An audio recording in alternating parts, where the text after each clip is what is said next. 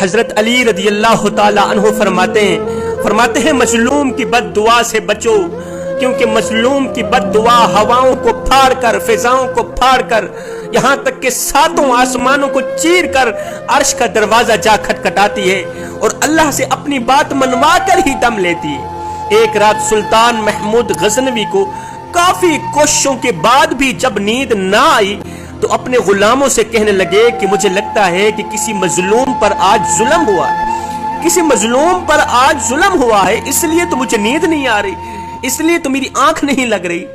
تم لوگ اس طرح کرو، جلدی کرو، گلیوں میں پھیل جاؤ، گرد و نواح پھیل جاؤ، اگر کوئی فریادی نظر آئے تو اسے فوراً میرے پاس لے کر آنا، مجھے نیند کیوں نہیں آ رہی۔ تھوڑی دیر بعد جب غلام واپس آئے کہنے لگے سلطان جی ہمیں تو گرد و نواح کوئی بھی فریادی نہیں ملا، لہٰذا آپ آرام سے سوئیں، آپ کو نیند کیوں نہیں آ رہی۔ سلطان کو جب پھر بھی نیند نہ آئی، کافی کوششوں کے بعد بھی جب آنکھ نہ لگی تو کپڑے بدل کر خود محل سے باہر نکلے۔ سلطان محمود غزنوی خود محل سے باہر نکلے، اپنا لباس بدل کر محل سے تھوڑا سا دور کسی کی فریاد سنائی، محل سے تھوڑا سا دور کسی کی فریاد سنائی دی۔ وہ فریاد کچھ اس طرح کی تھی کہ کوئی کہنے والا کہہ رہا تھا، او میرے مالک، او میرے پروردگار عالم، سلطان محمود تو اپنے مصاحبوں کے ساتھ محل میں عیش و عشرت کی زندگی گزار رہا ہے اور مجھ ناچیز پر ظلم توڑا جا رہا ہے۔ یہ سنتے ہی سلطان نے آواز دی، تم کون ہو؟ میں محمود ہوں، میں سلطان ہوں، تمہاری فریاد سننے کے لیے آیا ہوں، مجھے بتاؤ کیا ظلم ہوا ہے تمہارے ساتھ۔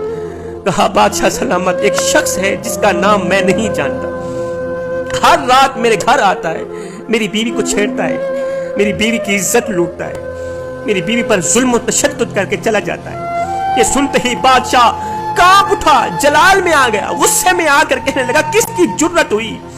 کہا اس وقت وہ کمینہ کہاں ہے؟ کہا اس وقت شاید وہ گھر چلا گیا ہوگا۔ بادشاہ نے کہا دوبارہ جب بھی وہ آئے تو فوراً آ کر مجھے اطلاع دینا۔ سلطان نے اپنے محل کے دربان کو وہ شخص دکھایا، کہا جب بھی یہ دروازے پر آئے تو اسے سیدھا میرے پاس پہنچا دینا، اگر میں نماز کی حالت میں بھی ہوں تو بھی مجھے اسے ضرور ملوانا۔ اگلی رات وہ شخص سلطان کے پاس آیا، بتایا کہ وہ کمینہ میرے گھر میں ہے اور میری بیوی کو چھیڑ رہا ہے، عزت لوٹ رہا ہے۔ سلطان اسی وقت تلوار ہاتھ میں لیے اس شخص کے ساتھ چل پڑے۔ جب اس کے گھر پہنچے تو سلطان نے کہا اپنے گھر کے سارے چراغ بجھا دو۔ جب سارے چراغ بجھ گئے تو سلطان نے اندھیرے میں ہی اس کمینے کا سر تن سے جدا کر دیا، اندھیرے میں ہی اس کمینے کا سر تن سے جدا کر دیا۔ اسے قتل کرنے کے بعد سلطان نے حکم دیا کہ اب چراغ روشن کر دو۔ قتل کرنے کے بعد سلطان نے حکم دیا اے بندے اپنے گھر کے تمام بجھے ہوئے چراغ روشن کر۔ سلطان نے جیسے ہی اس کمینے شخص کا چہرہ دیکھا، اس مرے ہوئے شخص کا چہرہ دیکھا تو سجدے میں گر پڑے، سجدے میں گر پڑے۔ پھر ایک دم گھر کے مالک سے کہا کہ اگر کچھ کھانے کو ہے تو جلدی لے آؤ، مجھے بھوک نے ستایا ہو۔ وہ شخص حیرانی کے عالم میں گم سم ہو کر سوکھی روٹی اٹھا کر لایا، جسے سلطان نے بڑے شوق سے کھایا۔ وہ شخص سلطان سے بڑی حیرت سے پوچھنے لگا کہ چراغوں کو بجھانا، سجدے کرنے اور روٹی طلب کرنے کے پیچھے آخر ماجرا کیا ہے؟ خدا را سلطان مجھے بتا دو، چراغوں کو بجھانا، سجدے کرنے اور روٹی طلب کرنے کے پیچھے آخر ماجرا کیا ہے؟ اب وہ ماجرا آپ بھی دل کے کانوں سے سنیں۔ سلطان نے کہا میں نے جب تمہاری داستان سنی تو سوچا کہ میری سلطنت میں ایسا ظلم کرنے کی ہمت صرف میرے کسی بیٹے کو ہی ہو سکتی ہے، اور جب میں گھر سے نکلا تھا اس سوچ کی بنیاد پر نکلا تھا کہ وہ کمینہ میرا بیٹا ہی ہوگا۔ میں نے گھر سے تلوار اٹھائی، اپنے بیٹے کو قتل کرنے کے لیے اٹھائی تھی، اور اندھیرا کرنے کو اس لیے کہا تھا کہ باپ کی شفقت میرے انصاف کے درمیان حائل نہ ہو جائے۔ چراغ جلانے کے بعد جب میں نے دیکھا کہ یہ میرا بیٹا نہیں ہے، کوئی اور ہے، تو میں سجدے میں گر گیا، سجدہ شکر بجا لایا۔ مجھے شک تھا کہ کہیں میرا بیٹا نہ ہو۔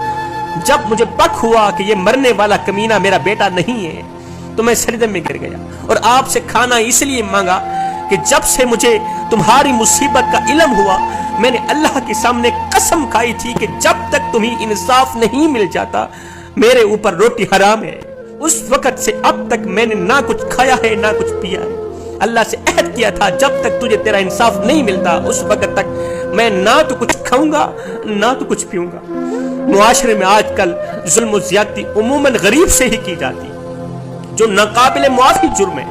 حضرت علی رضی اللہ تعالیٰ عنہ فرماتے ہیں مظلوم کی بد دعا سے بچو، کیونکہ مظلوم کی بد دعا ہواؤں کو پھاڑتی ہوئی، فضاؤں کو پھاڑتی ہوئی، ساتوں آسمانوں کو چیرتی ہوئی عرش کا دروازہ جا کھٹکھٹاتی اور اللہ سے اپنی بات منوا کر ہی دم لیتی۔